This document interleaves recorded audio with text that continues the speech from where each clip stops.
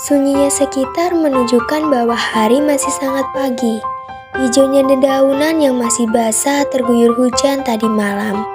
Segarnya udara dengan kabut yang membuat wajah Danita basah. Dengan ayuhan tenang sambil mengusap air di wajahnya. Tak dibiarkan tetesan air tersisa di wajahnya. Kini wajah cantiknya mulai terlihat. Bulu mata lentik, hidung yang bangir, dengan tambahan bibir merah alami yang membuatnya menjadi manis. Danita, yang berarti Dewi Kecantikan. Ia gadis keturunan darah Jawa Sunda, anak dari seorang petani sukses yaitu Pak Hendra dan seorang penjahit handal yaitu Ibu Iis. Ayuhan berhenti. Langkah demi langkah melewati satu jalur kecil disertai suara air yang bertabrakan dengan batu. Kanan kiri penuh tumbuhan yang akan diolah menjadi beras.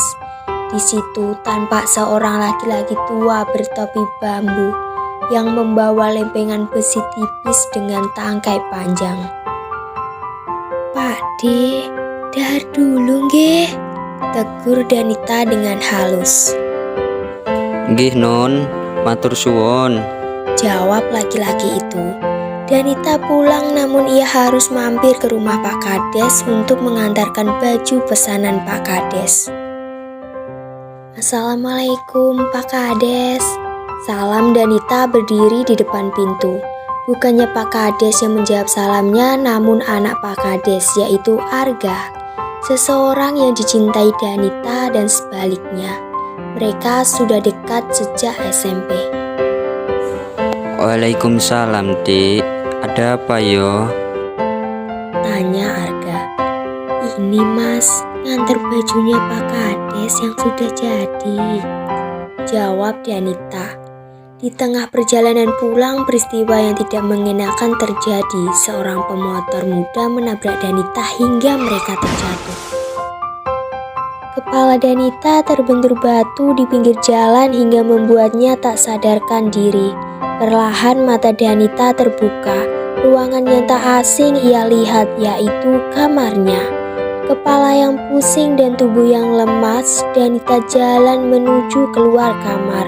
Ia temui seorang yang tersenyum kepadanya. Dia adalah Pak Hendra. "Gimana nak, udah enakan?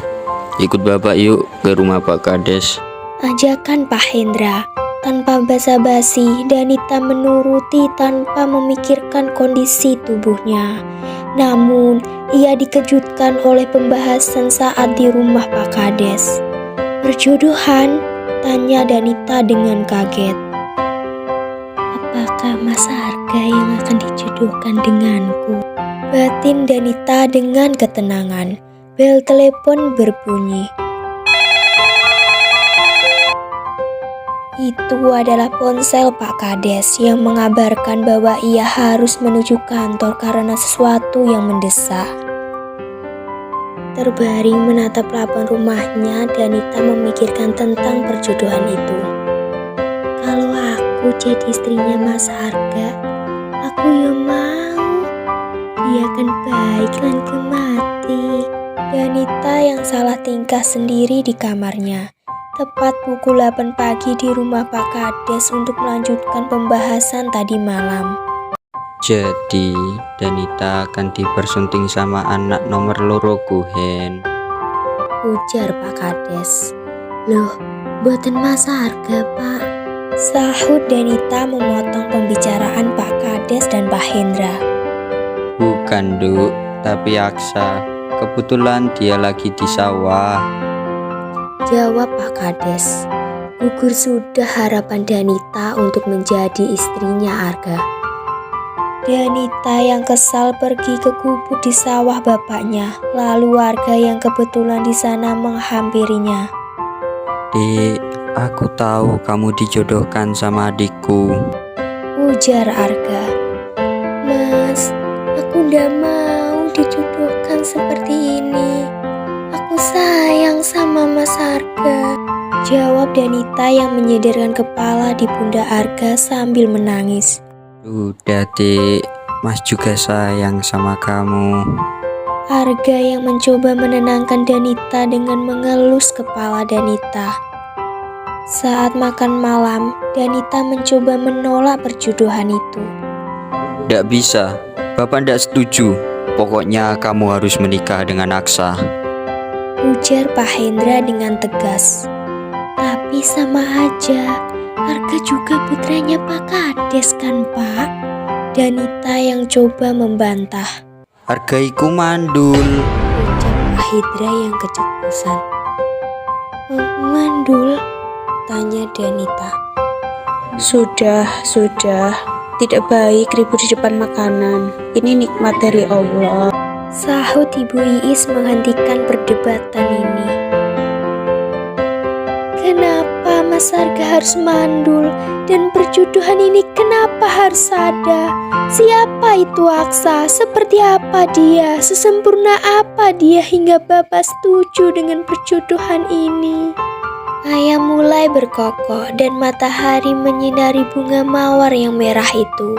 Rumah Pak Hendra kedatangan tamu. Danita membuka pintu. Ternyata Pak Kades bersama istrinya dan laki-laki yang berwajah asing bagi Danita. Monggo pinarak Pak, Bu. Ucap Pak Hendra.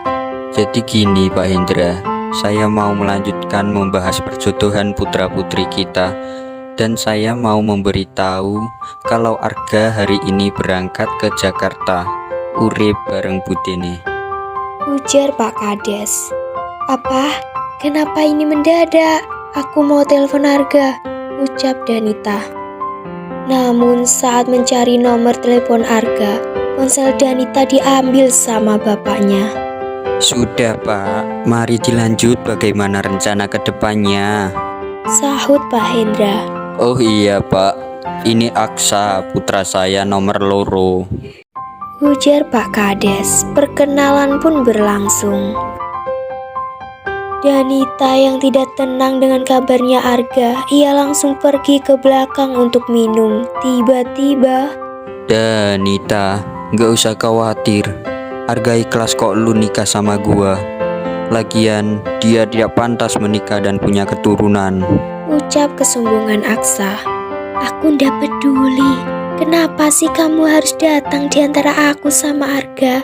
Ujar Danita. Karena apa yang Arga punya harus jadi milikku, termasuk kamu. Jawab Aksa.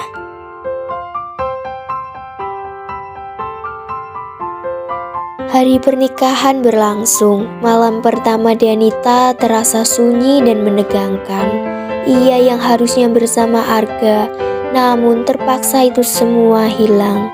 Sebulan sudah pernikahan Danita, masih terbayang akan sosok Arga hingga ia jatuh sakit. Suara piring terbanting. Danita mencoba menghampiri sumber suara itu. Apa-apaan ini? Kamu masak gak becus? Kenapa sayur ini begitu asin? Ujar Aksa dengan emosi. Maaf mas, aku lagi sakit, jadi masakanku kurang enak. Maaf Danita kepada Aksa. Makin hari pernikahan Danita tidak sehat. Ia harus menerima amarah dan kekerasan dari Aksa. Bisa dibilang ini KDRT.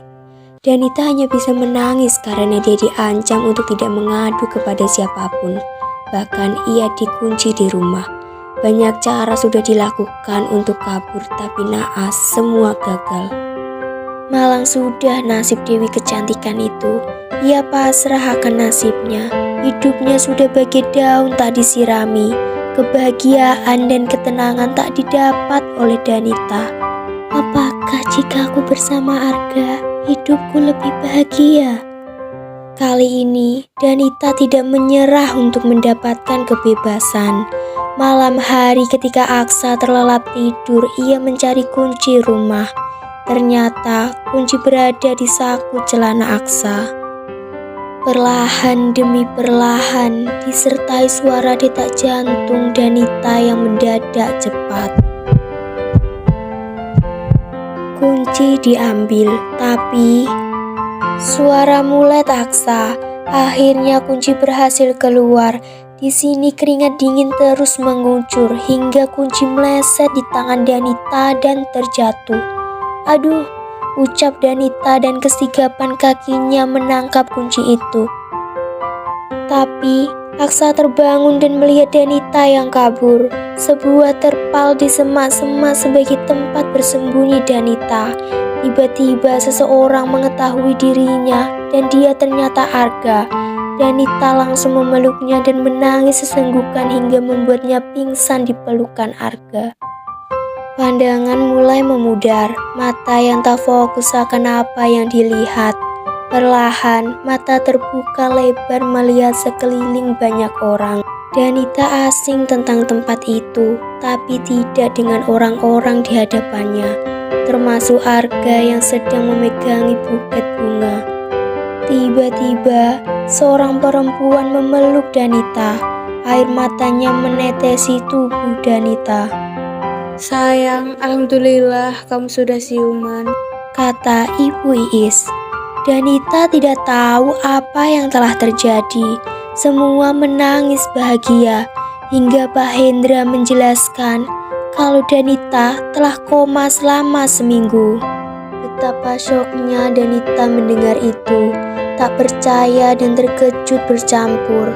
Lalu perjodohan, Aksa, semua itu hanya mimpi Danita selama koma. Senja yang indah dengan warna jingga penuh kemegahan telah datang menghampiri Danita yang sedang berjalan-jalan di taman rumah sakit, menggunakan kursi roda karena badannya yang masih lemah dengan sang kekasih tercinta yang setia menemaninya, yaitu Arga. Setelah berkeliling taman, tiba-tiba Danita merasa tenggorokannya kering dan Danita tidak bisa membuka air mineralnya.